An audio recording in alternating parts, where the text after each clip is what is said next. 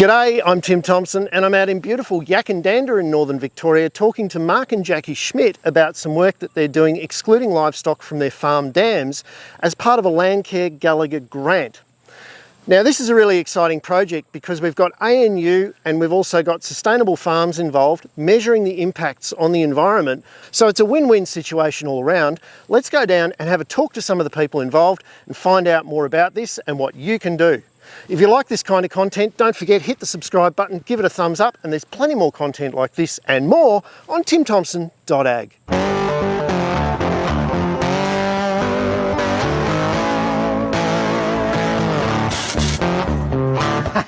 So Mark, you've used a bit of an innovative fence here. Can you tell me a little bit about why you chose an electric fence to go around your dam? Probably the main reason is we've used some electric fences before, and we've just noticed that once the cattle know that the fence is there and what it's about with the shocks, they tend not to go back. So you don't have maintenance issues that you do with steel fences? Don't have maintenance issues of cattle trying to rub their heads against the fence, pushing through to get grass on the other side.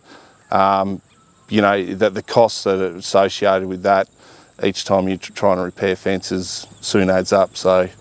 And I notice you're running braid here, so if a branch falls on it or something from one of your trees, you just pull the branch off and maybe tighten the braid up like rope. Yeah, that's right. Well, it's a semi-permanent fence, so if you do need to move it or adjust it, everything's gonna, it's gonna be there. Right. If you're trying to move a wire fence, it's a hard job rolling up barbed wire, isn't it? It's a job, isn't it? Yeah. It's a painful job. So. Now these posts, they're going through a fair gully. They're not pulling out of the ground. No, that was one of the things that we were keen to see, how they would hold in the ground. And we've had this fence up for a number of weeks now, and it's held in pretty well. We've had 2 inches of rain just recently, and they haven't moved. they haven't moved at all. So. And if the fence is going to move, it's going to move in the first couple of weeks. That's right. So, I noticed they got waffles on the bottom, which probably help hold them in as well, don't they? Yeah, and I suppose the just the way the ground moves here, it was just the fence just shaped itself, and you wouldn't be able to do that with wire fencing. With the amount of points you have to strain off that to get your wires tight. You've only used a couple of steel pipes for your corner posts, and that's it, isn't it? That's right. Yeah. So low effort, low input. Yeah. Jackie, you put the clips on. Were they easy? Yeah, super easy. You're the maestro at that, aren't you? Yeah, we took a bit of working out. Yeah. But we got there. And that's the barrier, isn't it? Every new system takes learning. Yeah. But once you've learned it, you can do it quickly. Oh yeah, we can whip one of these up pretty quickly now.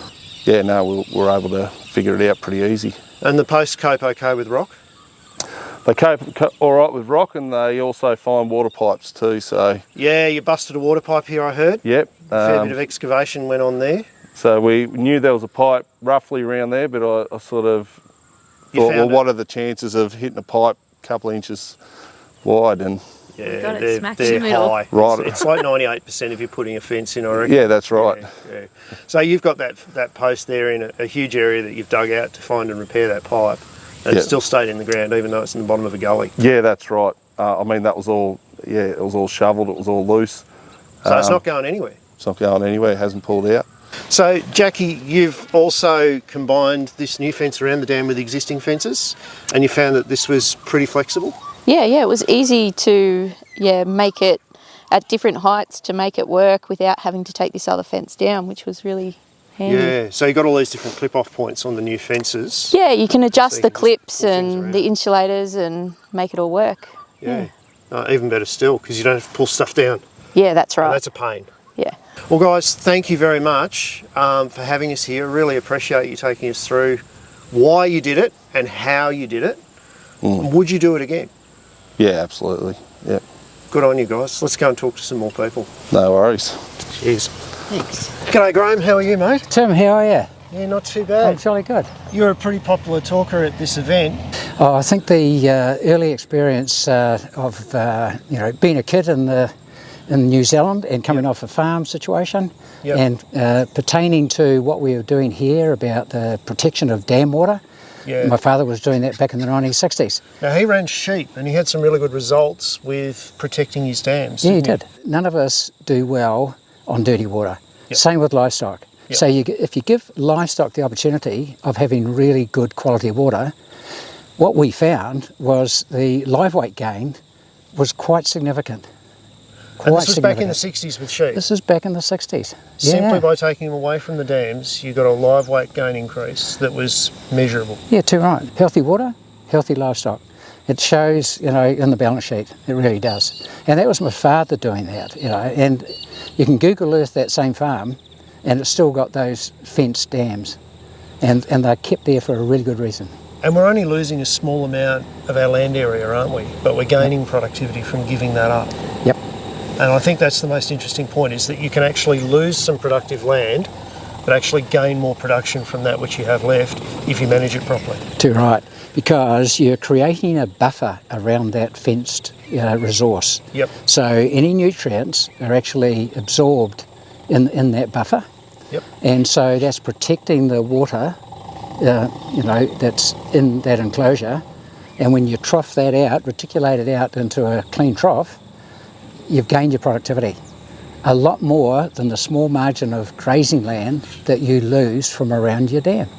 Inspiring stuff, mate, and good presentation today. Okay. Can't wait for more. Right, it's all here. Thanks, Tim. G'day, Shannon. How are you? Great to meet you. Now, you're the Landcare facilitator for this region. Can you tell me a little bit about that role and how Landcare works with groups to not only make days like this possible, but projects like this? It's really exciting. Yeah. So I'm the facilitator for Kiwa catchment, Yep.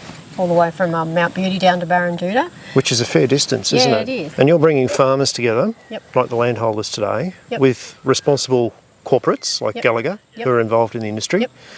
and research institutions like ANU Yep.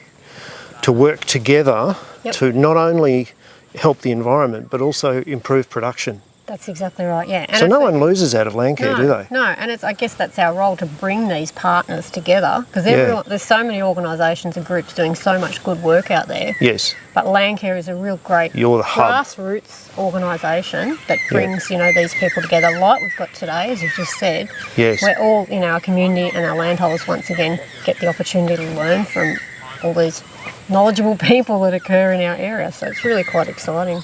Well, good on you, Shannon, and keep the work up. Thank you. I'm loving what I'm seeing from Landcare. And guys, if you're out there and there's a Landcare in your area, get involved. You'll benefit, but so will everyone else. That's exactly right. G'day, Dave. How are you, mate? Good, how are you going? Very well. It was an interesting discussion that we were having down there by the side of the dam here.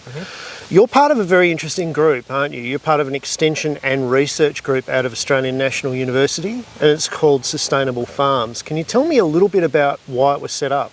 Yeah, so we've been a research group for a really long time. So over 20 years we've been out in the paddock working in the temperate woodlands of southeastern Australia, doing all kinds of biodiversity projects.